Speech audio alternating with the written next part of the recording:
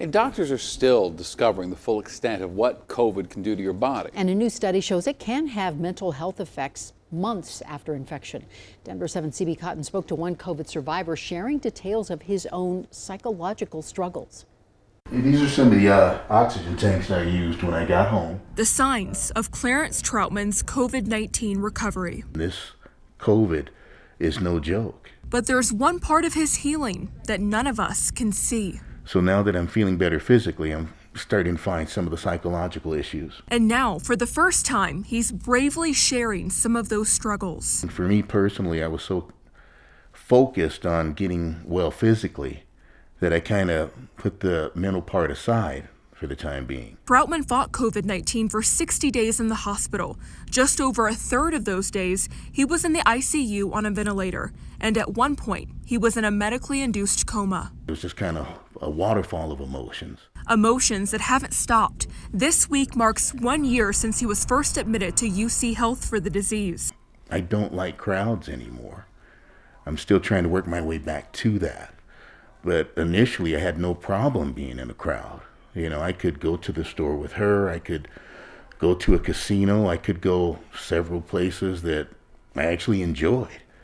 But now I find myself kind of subconsciously counting the people in a room before I enter the room. He's also battling brain fog or memory issues.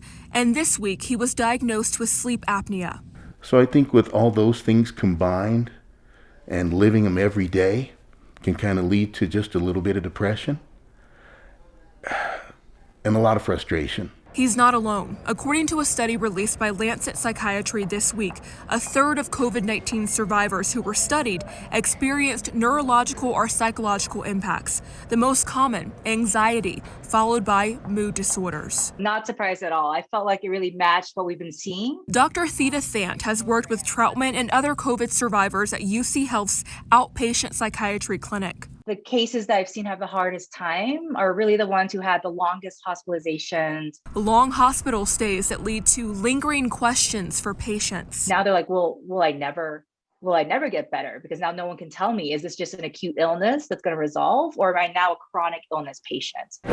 So the worst cases, they really have been depressed, struggled with panic attacks, sleep, and just sort of being able to feel safe. But she says their therapy approach has helped. A lot of folks, the symptoms are getting better, and to sort of try to hang in there and find good support and to kind of take some reassurance from that. That's what Troutman is doing, and he hopes his story encourages others to stay safe. You never know how severe it could be, so you just can't be too careful. Some good news to Troutman's recovery. He's only using oxygen at home a few times a month. We've got a link to UC Health Psychiatric Services over on our website, thedenverchannel.com. CB Cotton, Denver 7.